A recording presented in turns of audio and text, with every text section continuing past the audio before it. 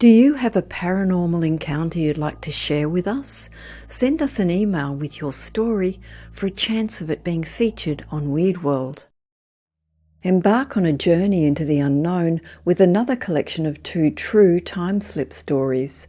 First, accompany a couple as they discover a quaint tea room that seemingly stepped out of time. Then explore the unsettling account of a brother and sister lost in an all too familiar landscape that's become mysteriously altered. Such unexplained accounts are well documented and continue to challenge our core notions about the nature of time and its plasticity. Tea Room Out of Time. This is the story of Andrew Evans' grandparents' inexplicable encounter, one which captivated Andrew's imagination during his childhood. He has heard it countless times, yet it has never lost its charm, remaining his favourite true tale of the unexplained to this day. Several decades ago, when his grandparents were newlyweds, they travelled to Devon for their honeymoon. They were no strangers to the place, having visited the same area several times before. One afternoon, they decided to take a leisurely walk along a forest track. About half an hour into their walk, they came upon a charming, antique tea room. Intrigued by its allure, they decided to step in for a light snack. His grandmother enjoyed a tea cake, while his grandfather savoured a scone, the two of them sharing a pleasant pot of tea. In fact, they were so taken with the tea that they inquired about its brand, intending to buy it for themselves. The remarkable thing about this tea room was its charming old-world aura. The waitresses were dressed in uniforms that appeared to be from another era, yet they maintained a crisp, professional look, busily serving the patrons. After paying for their meal and expressing their satisfaction, Andrew's grandparents left. A week later, filled with anticipation for another delightful pot of tea, they decided to visit the tea room once again. They followed the same path, retracing each step meticulously, leading to where the tea room should have been. However, to their utter bewilderment, they found only a wall formed by a dense row of mature trees. There was no trace of the tea room they had so vividly remembered. Perplexed and taken aback, they attributed the disappearance to their own oversight and possible misdirection. They continued their forest hike, trying to dismiss the strange occurrence. After some time, they crossed paths with an elderly woman walking her dog. They inquired about the old-fashioned tea room, only to be met with a baffled look. She insisted that no such tea room existed in the forest, asserting that she had lived in the area all her life and would undoubtedly know of its existence. A sense of doubt began to creep up on Andrew's grandparents. They insisted to the woman that they had visited this elusive tea room just a week prior, where they had partaken in food and tea, making its non-existence incomprehensible. The woman appeared equally befuddled, assuring them that they must be mistaken. The only tea room she knew of in these woods had closed down decades ago, long before Andrew's grandparents were even born, although she herself had visited it as a child. Undeterred, they described the tea room to the woman in as much detail as they could remember, even down to the specific brand of tea. Upon hearing their description, she conceded that it did indeed sound like the tea room she remembered from her childhood.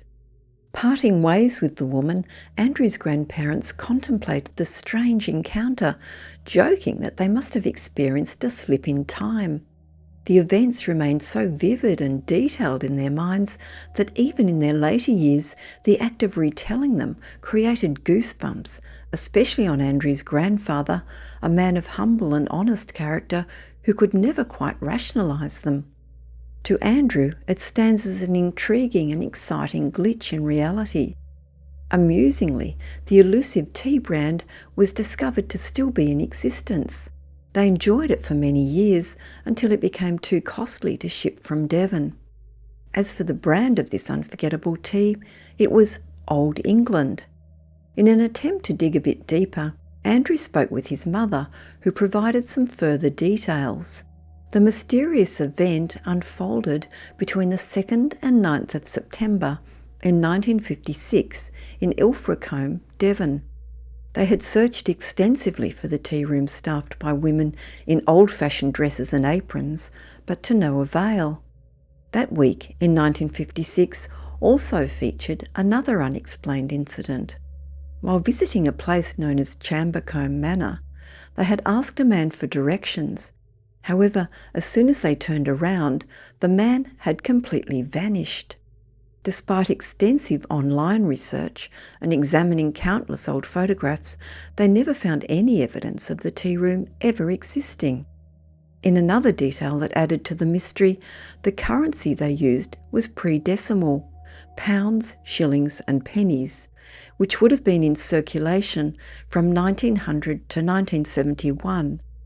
Even Andrew's father, who's not one to engage in fanciful speculation, agrees that both incidents are fascinatingly compelling. The disappearing neighbourhood. In the summer of 2011, Liam Taylor found himself and his younger sister, who was 14 at the time, journeying towards a family friend's house. Their purpose was to retrieve a wheelchair for their mother, who had recently become disabled due to a car accident. Their friend Jen resided about an hour away in a very remote area of South Carolina. They embarked on their journey at around 6 p.m. in Liam's old beaten-up car, traversing lengthy stretches of the Southern Highway until they reached the Lakeside subdivision where Jen resided. They took a turn into the subdivision, winding their way down towards the lower region, following sloping, overgrown lakeside roads. The route was flanked by mobile homes, which were densely packed on small lakeside properties.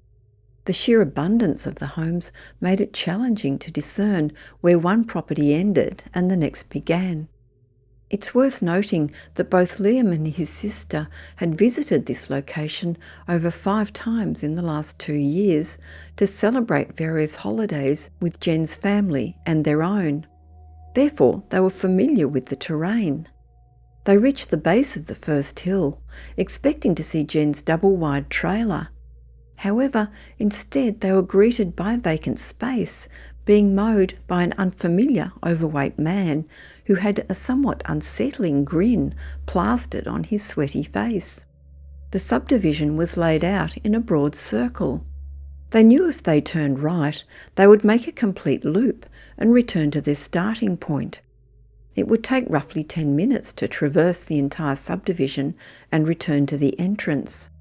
Believing they had somehow missed Jen's house, they decided to retrace their route. Thus, they initiated a right turn and proceeded around the circle. That's when things began to take a peculiar turn. Contrary to the flat terrain they were accustomed to, the road began to ascend steeply. Liam's sister commented on the unusualness of the situation. Liam, however, continued driving. The incline grew progressively steeper, leading them to the summits of alarmingly high hills, which would descend rapidly into deep gullies.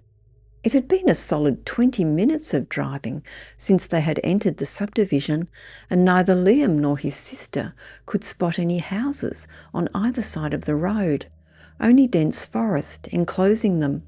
His sister confessed that she was scared, a sentiment that Liam shared, though he kept it to himself. Being the older brother, he recognised that his fear could potentially exacerbate his sister's, so he endeavoured to remain composed.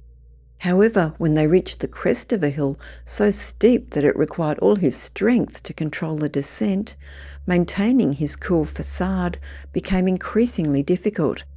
30 minutes had elapsed since they entered the subdivision.